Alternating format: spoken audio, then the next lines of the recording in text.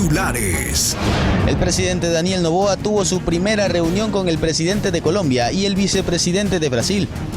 Antes de su salida, el ministro de Trabajo emitió acuerdo que permite jornada laboral de 12 horas diarias. El nuevo ministro de Defensa anticipó que se emitirán decretos en materia de seguridad. Y en los deportes, Ángel Di María se despide de la selección argentina en la Copa América.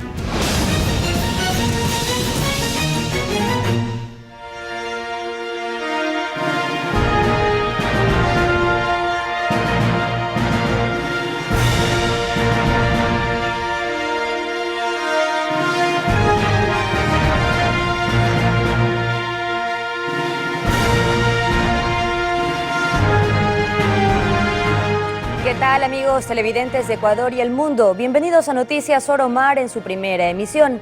Después de la posesión del gabinete ministerial, algunos titulares de distintas carteras de Estado ya anunciaron cuáles serán sus prioridades. Además, presten atención porque hoy y el martes 28 se prevén días con lluvias intensas en algunas regiones del país. Más adelante estaremos ampliando estas dos informaciones. Aquí arrancamos Noticias Oromar. La posesión del nuevo presidente del Ecuador se realizó en el Pleno de la Asamblea Nacional. En su breve discurso, el primer mandatario hizo un llamado para dejar a un lado los viejos esquemas políticos y trabajar por el progreso del país. El nuevo presidente de Ecuador, Daniel Noboa, juró el cargo este 23 de noviembre en una ceremonia que se celebró en el Salón del Pleno de la Asamblea Nacional en Quito. En el desempeño del mandato conferido por el pueblo ecuatoriano como presidente constitucional de la República del Ecuador. Sí, juro. Noboa, de 35 años de edad, es considerado el presidente más joven de la nación, el mismo que reemplazará a Guillermo Lasso, quien abandonó el poder en el periodo interrumpido, el mismo por disolver en mayo pasado la Asamblea Legislativa y forzar la convocatoria a elecciones extraordinarias. Entre los asuntos urgentes que aspira Noboa figura un déficit fiscal de 3.500 millones de dólares hasta finales de año, la necesidad de solventar el gasto corriente para el sector público, generar empleo y cumplir con los multilaterales. Además, hace un llamado a romper las barreras de derecha e izquierda. Que aquellos que ven la política como una realidad de extremos y revanchas no tendrán el respaldo popular.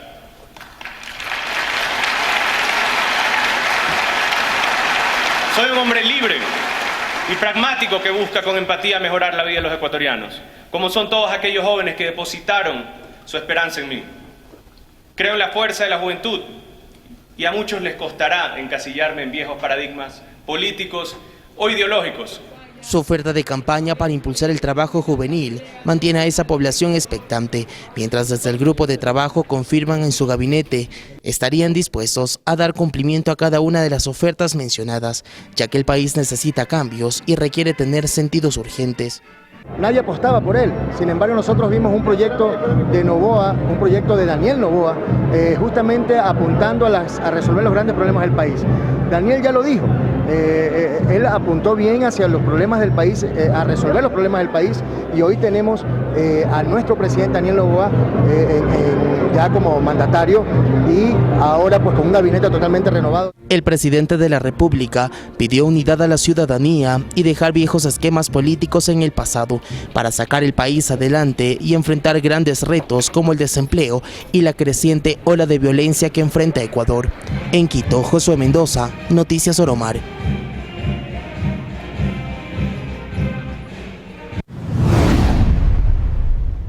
Televidentes, buenos días. Presten atención con esta información. El presidente Daniel Noboa presentó en el Palacio de Carondelet a su gabinete ministerial. Aquí un informe.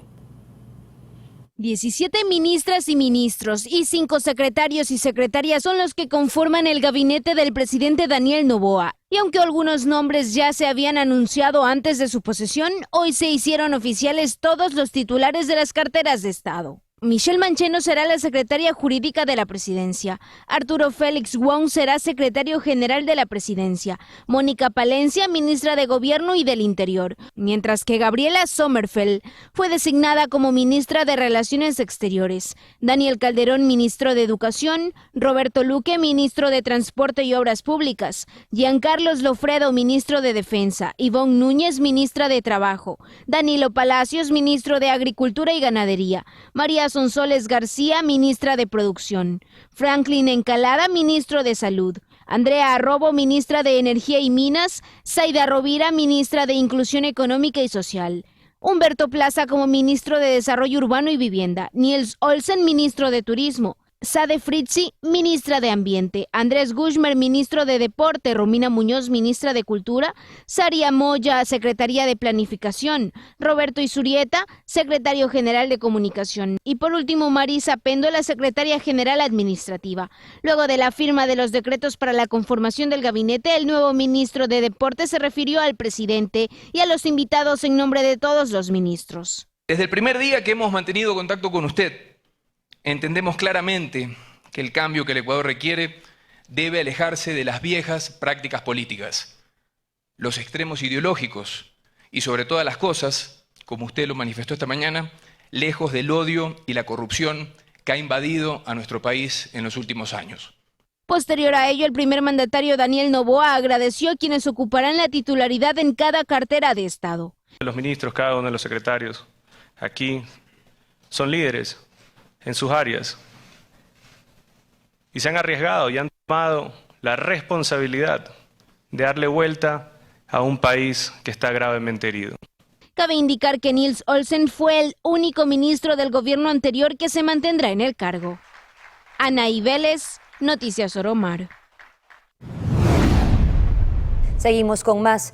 El ministro de Defensa, Giancarlo Lofredo, anticipó que habrá también decretos presidenciales en materia de seguridad. Escuchemos un extracto de sus declaraciones. Bueno, en el periodo de transición que estamos haciendo ahora, nos estamos recién comenzando a empapar de los equipos que están llegando, que están por llegar. Hay algunas cosas ya hechas, tenemos que ver cómo están esos procesos en los que se encuentran y seguir fortaleciendo. ¿Y sobre la cúpula militar, alguna opinión, algún cambio quizás que esté pensando? Todavía no me reúno con ellos. En el sentido de la seguridad, tiene que lógicamente intervenir Fuerzas Armadas. Bueno, un poco ya se habló de eso en parte del Plan Fénix, ¿no? Dar denominación diferente a ciertos grupos y ver de qué manera se puede actuar de una manera más eficaz. Ahora, una pregunta importante, ¿usted va a ratificar a la actual cúpula o va a cambiar? Eso no le puedo contestar todavía.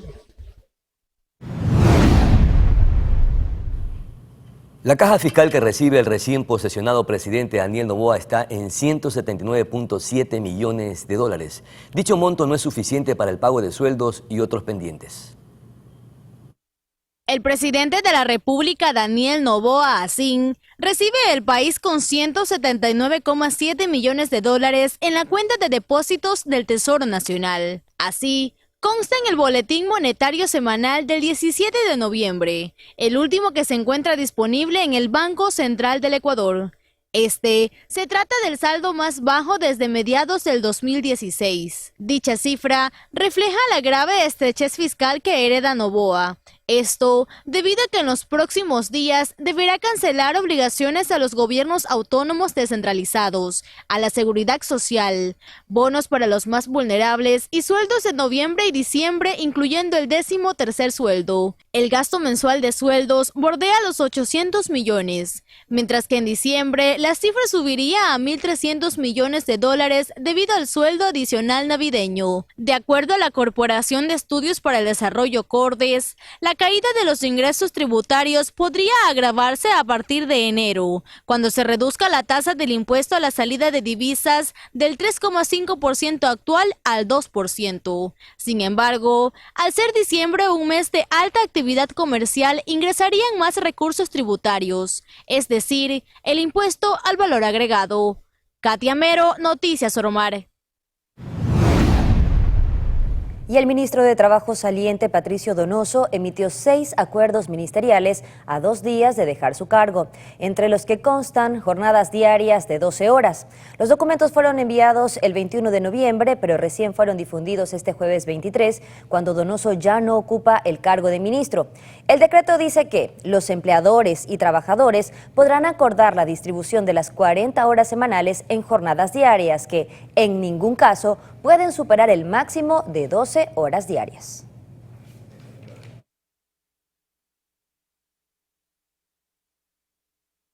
La asambleísta Mireya Pazmiño amplió su versión en la Fiscalía sobre la denuncia contra el expresidente Guillermo Lasso por el caso Flopec. La denuncia por el presunto peculado en el caso Flopec contra Guillermo Lasso sigue su curso. La exasambleísta y denunciante Mireya Pazmiño acudió hasta la Fiscalía para ampliar su versión. Yo vengo a repetir el día de hoy, pongo parte o como elemento fundamental el informe presentado por uno de los socios políticos de Guillermo Lasso Mendoza, el señor Fernando Villavicencio, y defensor también luego en la Asamblea Nacional. En este informe manifiesta que Guillermo Lasso Mendoza estaba al tanto y conocía de todas las irregularidades y de todo el entramado de corrupción en las empresas públicas, especialmente en la empresa pública Flopec, y demás que llame inmediatamente a formular los cargos y que impida la salida del país a Guillermo Lasso Mendoza. Por su parte, el abogado de Pazmiño aseguró que existiría una violación al derecho a la defensa y debido proceso en el expediente. Del conocimiento y de participar en la investigación a tal punto que nosotros fuimos separados de las notificaciones cuando existía un cuerpo. Hoy existen más de 15 cuerpos. Esta denuncia fue puesta el pasado 26 de abril y es la misma causal por la que se le siguió juicio político en la Asamblea. Ana Vélez, Noticias Oromar. Con esta información, amigos televidentes, es momento de una pausa comercial. Ya regresamos con más noticias y entrevistados.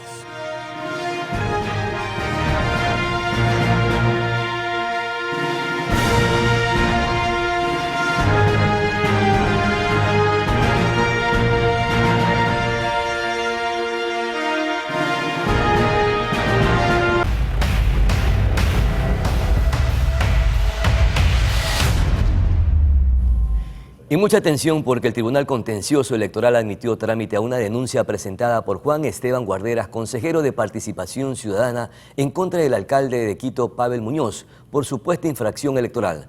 Como parte de esta causa, el juez dispuso un peritaje a redes sociales del municipio de Quito y de la Revolución Ciudadana, en las que se basa Guarderas para acusar a Muñoz de haberse involucrado indebidamente en la pasada campaña electoral. Muñoz tiene un plazo de 5 días para que conteste a la denuncia. La audiencia se llevará a cabo el 27 de noviembre a las 10 de la mañana.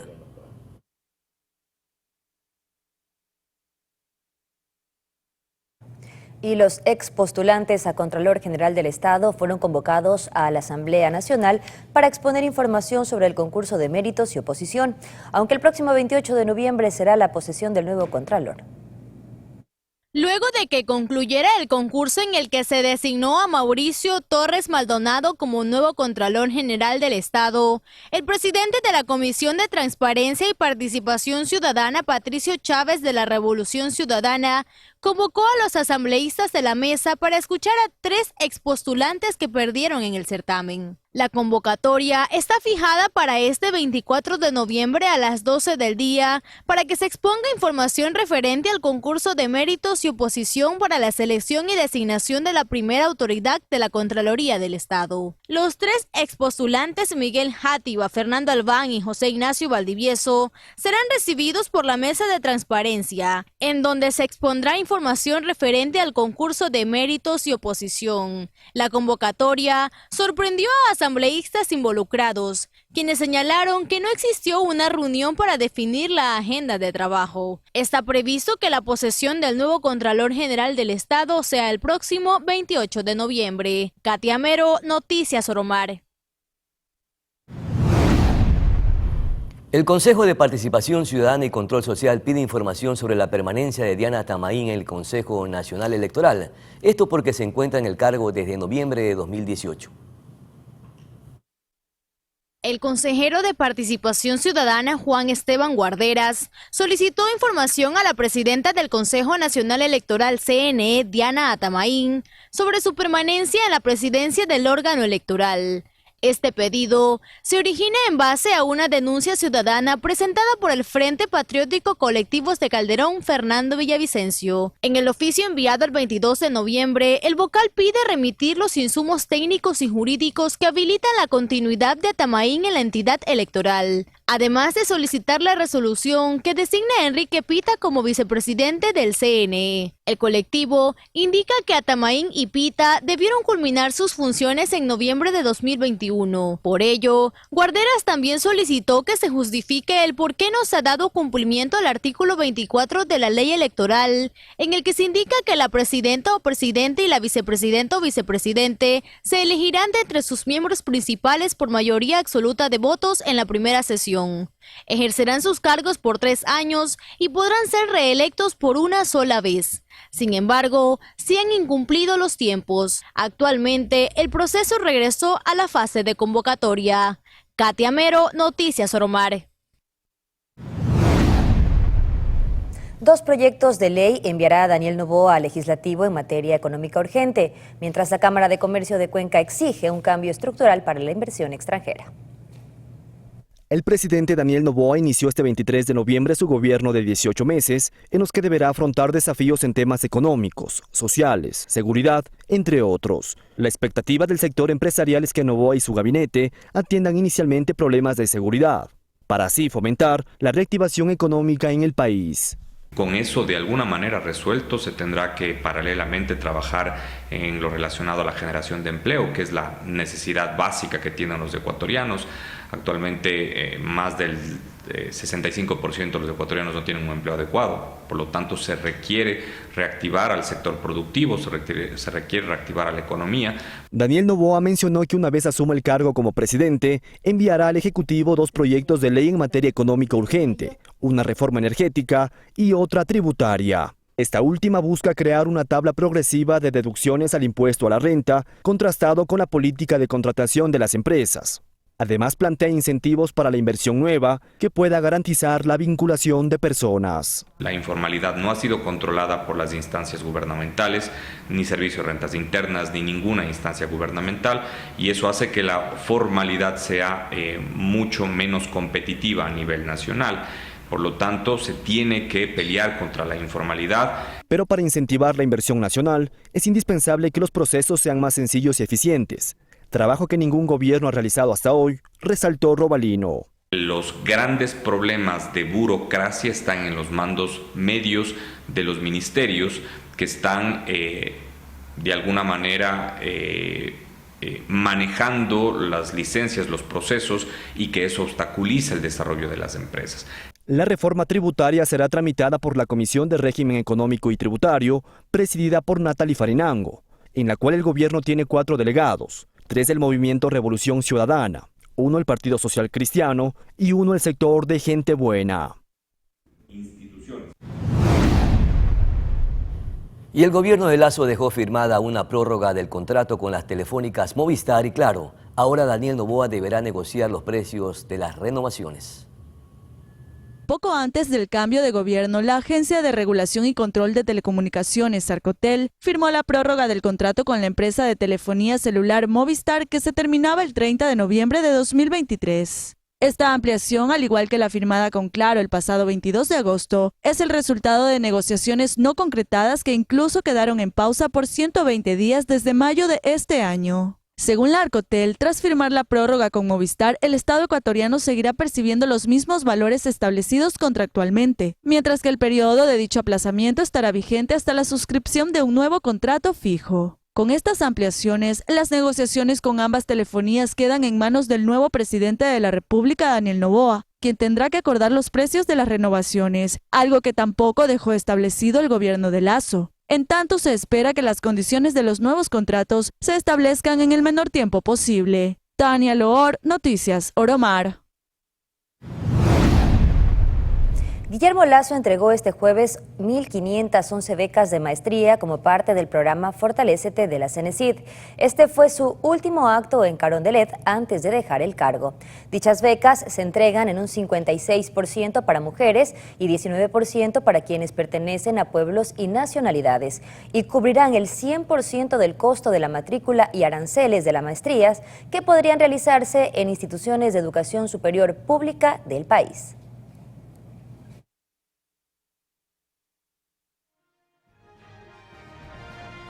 Vamos a nuestra primera pausa publicitaria, ya regresaremos, nuestra siguiente pausa publicitaria, y regresaremos con Gustavo Redín. Él es abogado de derechos de la naturaleza, precisamente para hablar sobre la inconstitucionalidad del decreto que emitió la Corte Constitucional en un fallo. Ya regresamos de inmediato.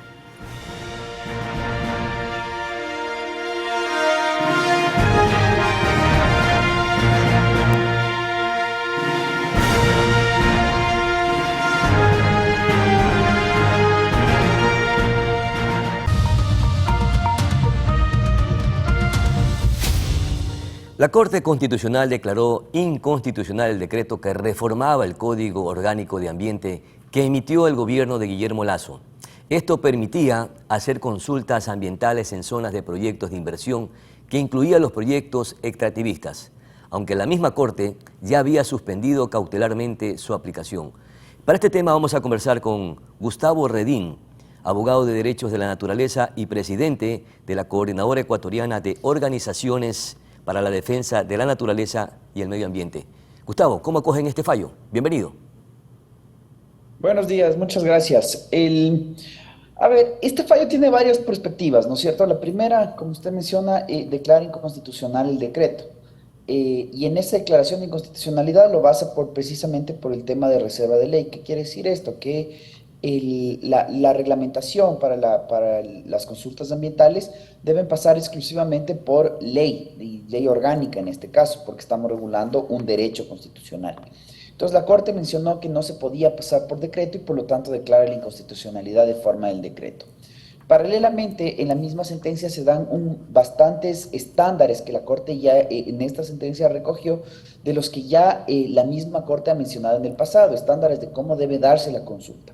Y nos menciona que cualquier consulta que se realice que no cumpla estos estándares tendrá un vicio de legalidad. Lo que quiere decir que, y después esta sentencia me parece que la Corte comete un error y mantiene en vigencia el decreto. ¿Qué quiere decir esto? Que se podrán continuar con los procesos de consulta ambiental, pero estos procesos deberán obligatoriamente cumplir con los estándares que marca la Corte en su sentencia.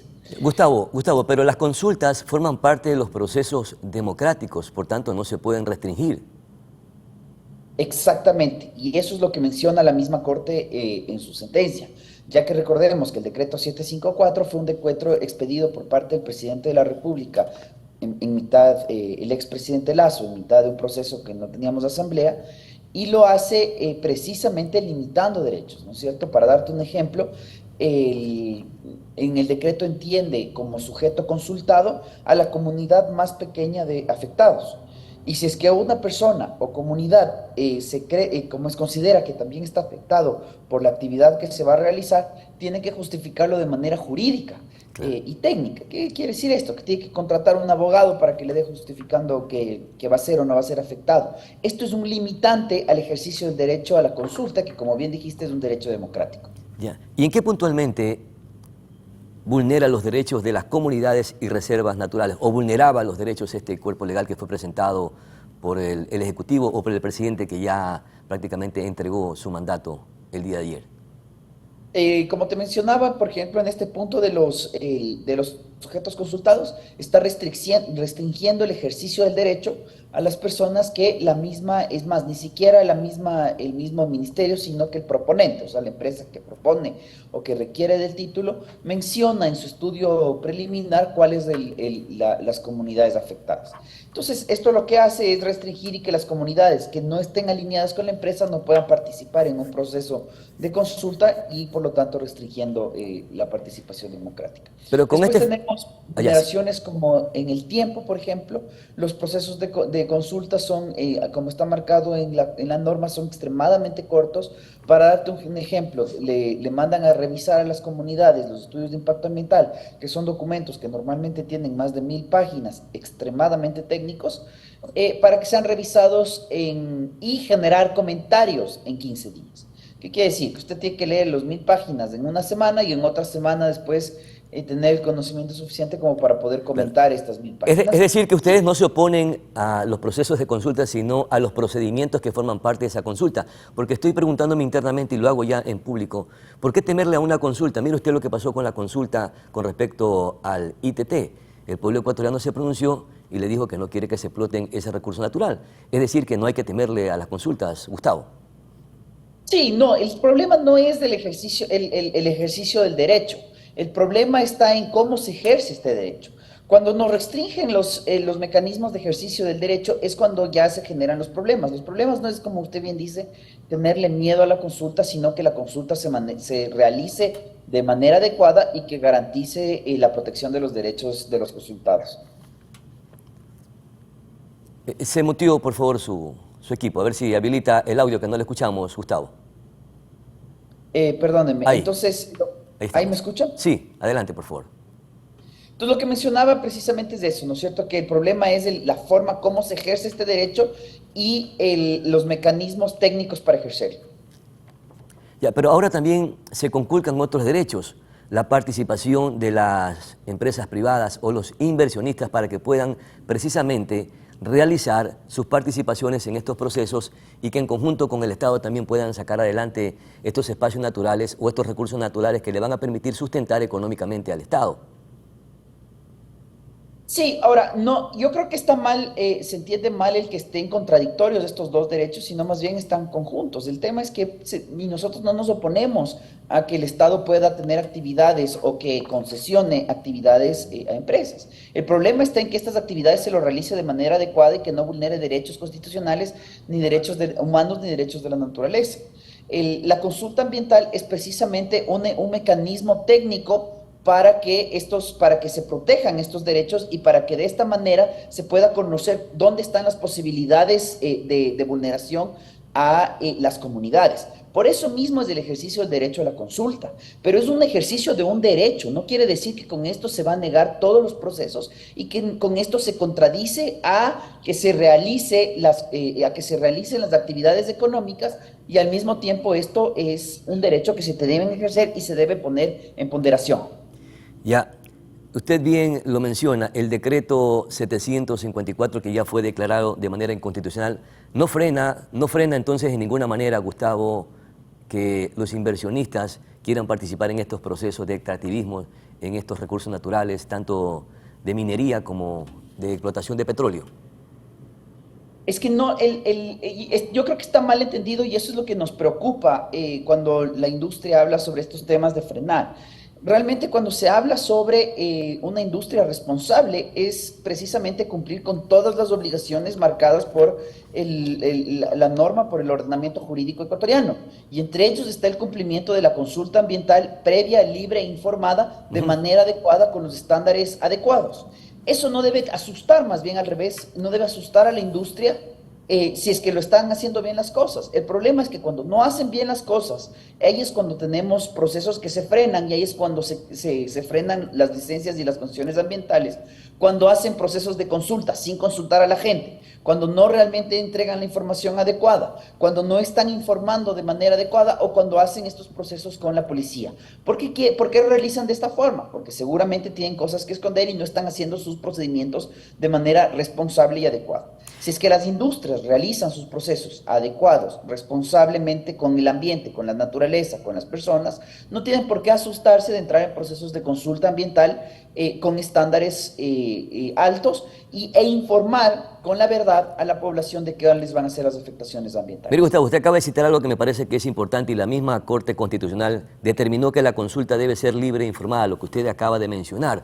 Pero ¿qué pasó en la última consulta con respecto al ITT? Se dice que fue una pregunta planteada de manera tramposa y que no hubo también la información necesaria. Es por esa razón que los ecuatorianos se pronunciaron, capaz que sin tener los insumos y la información idónea. Y ahí hubo un problema entonces. No hubo precisamente o no se cumplió con lo que dice la Corte Constitucional, que hubo una consulta libre e informada. A ver, aquí estamos confundiendo dos cosas. La una es el derecho a la consulta previa, libre e informada y la otra es la consulta popular. Son dos derechos distintos. El derecho a la consulta popular, ¿no es cierto?, es este derecho que se ejerció en el caso del ITT, en el cual pasa por varios filtros. No es que la pregunta se realizó de la noche a la mañana. ¿Cuáles son estos filtros? ¿No es cierto? El primer filtro es que la Corte Constitucional dé un examen de mérito a la pregunta que se va a realizar. La Corte realiza todo un análisis jurídico sobre la pregunta, revisa si la pregunta es clara, si la pregunta es técnica, si es que los resultados y los efectos de la consulta son viables, si es que son técnicos y si es que se pueden realizar. Una vez que la Corte realiza este análisis de viabilidad de la pregunta, los proponentes tienen que salir a buscar el 10% del padrón electoral. En el caso de Yasuní fueron 750,000 firmas que salen a buscarse. En este proceso de Pero salir hubo desinformación, dicen quienes estaban impulsando que se explotaran estos recursos naturales. Probablemente lo estaban diciendo por desconocimiento, por buscar, Argumentos, justificaciones.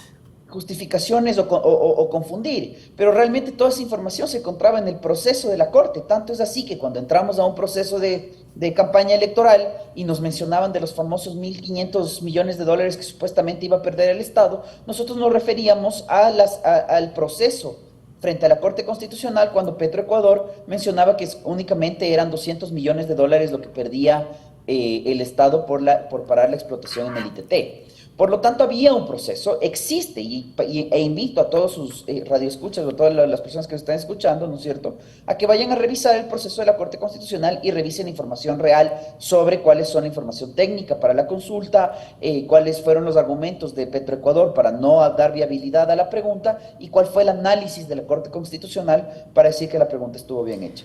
Los ambientalistas, los colectivos y también los indígenas rechazaron efectivamente este cuerpo legal que ya fue declarado inconstitucional por la Corte Constitucional. ¿Pero ustedes no se oponen a que exista ese extractivismo responsable?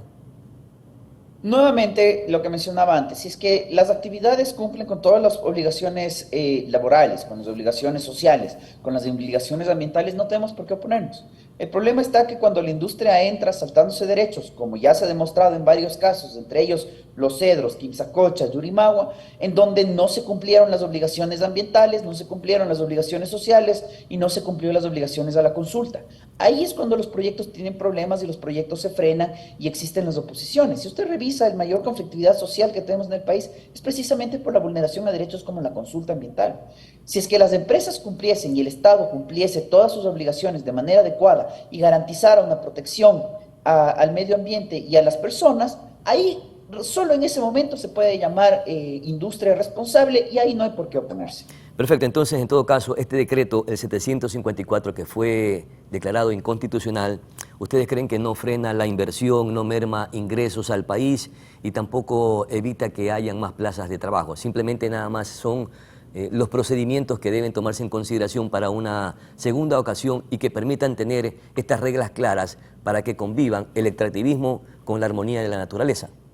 Es básicamente cumplir la seguridad jurídica, porque si no tenemos lo que ya viene pasando hasta ahora, no tenemos claridad en los reglamentos o los reglamentos que realiza el Estado son inconstitucionales o no cumplen con los estándares y después ahí es cuando vienen las demandas y cuando se frenan los proyectos extractivos y viene la famosa idea de la seguridad jurídica. La seguridad jurídica aplica para todos y en eso está el cumplir con las obligaciones de los derechos constitucionales que tenemos todos, entre ellos la consulta ambiental. Entonces, nosotros lo que exigimos es una normativa clara, ¿no es cierto?, adecuada y responsable, ¿no es cierto?, que cumpla realmente con el cumplimiento del derecho a la consulta y no se transforme en un mero trámite para que después de pasar un proceso de consulta real, previo, libre e informado y obtener el consentimiento de las comunidades, se pueda realizar actividades extractivas de manera responsable. Perfecto, muchísimas gracias a Gustavo Redín por esas importantes orientaciones. Vamos a nuestra pausa publicitaria, enseguida volvemos aquí en Noticias Oromar.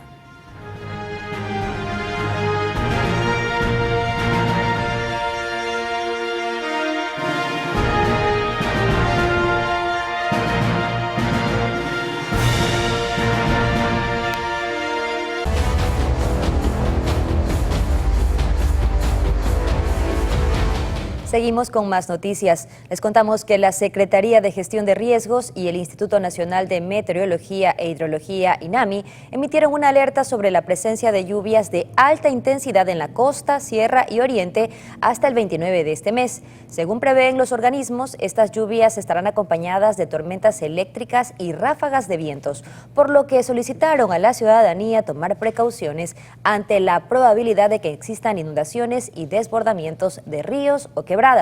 El INAMI explicó que este escenario responde, entre otros factores, al alto contenido de humedad disponible en la atmósfera.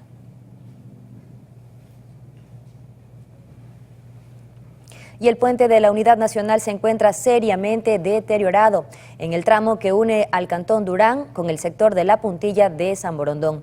Usuarios y conductores se quejan por el abandono de los trabajos de asfaltado. Más de un mes que no se ve ningún trabajo de asfaltado en el puente de Durán a la Puntilla. La obra inconclusa ha dejado una superficie ñarusa que afecta el funcionamiento de los vehículos.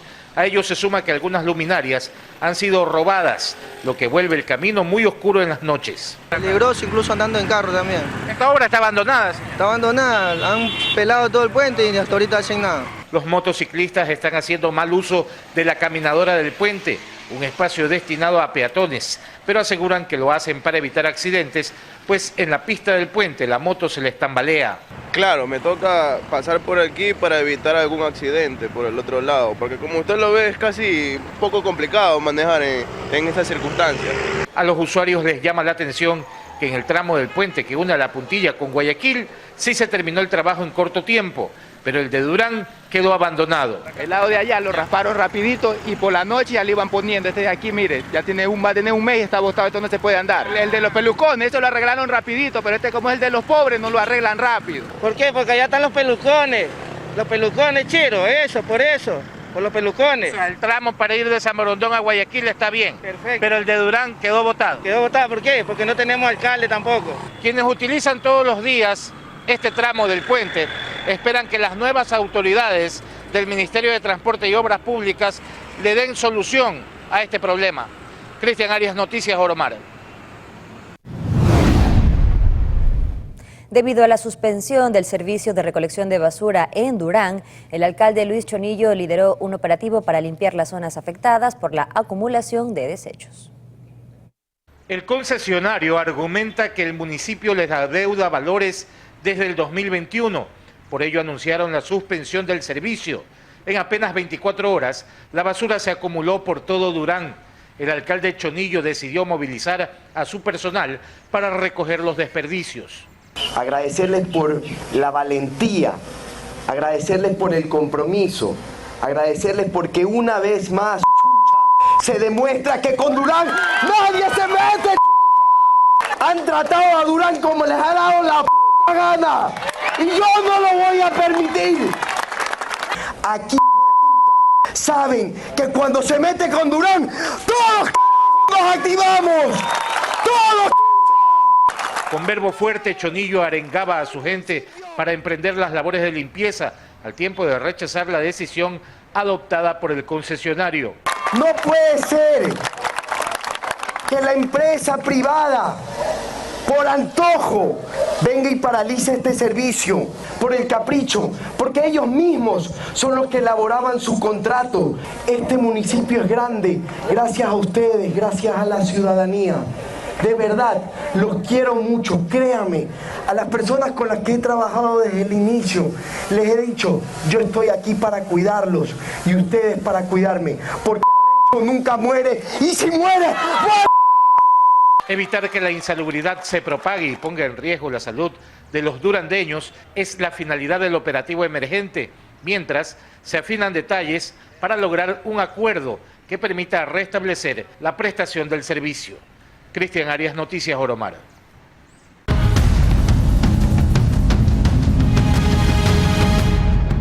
Y los comerciantes de pollos en Guayaquil tomarán acciones de seguridad para autoprotegerse de los delincuentes que los atacaron masivamente para robarles.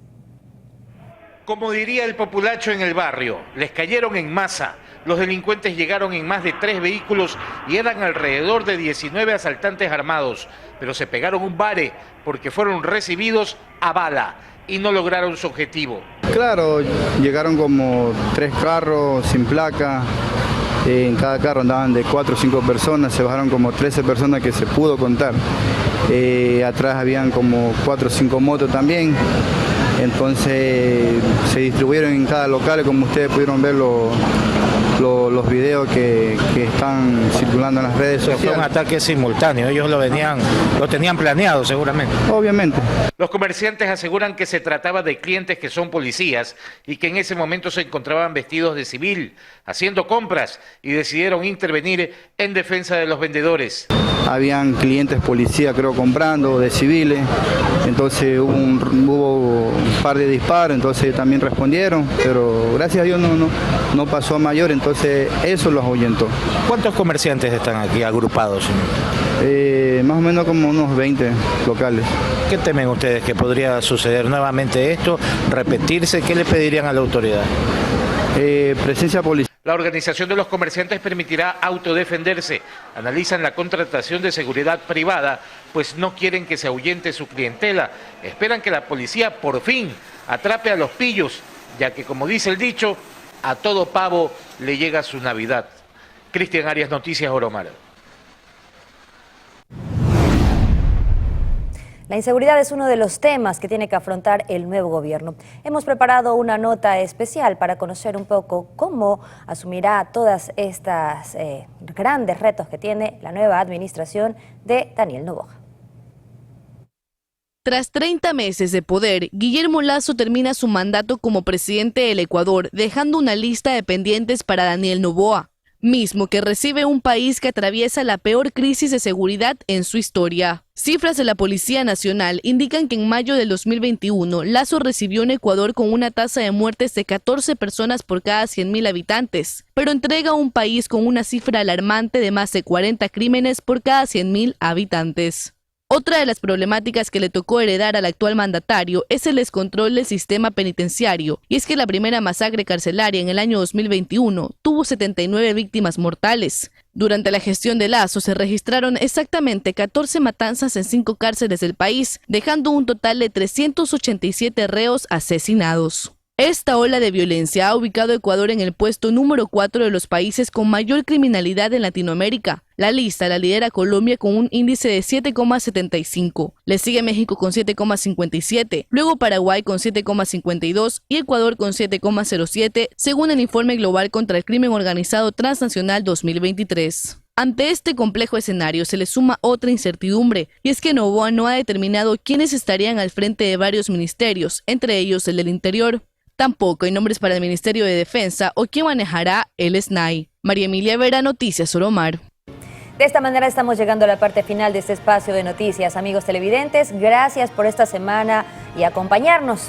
Nos vemos el próximo lunes. Pedro. Katy, el lunes tendremos más información y también más invitados para seguir generando opinión sobre temas de coyuntura nacional. Buenos días, felicidades, excelente fin de semana.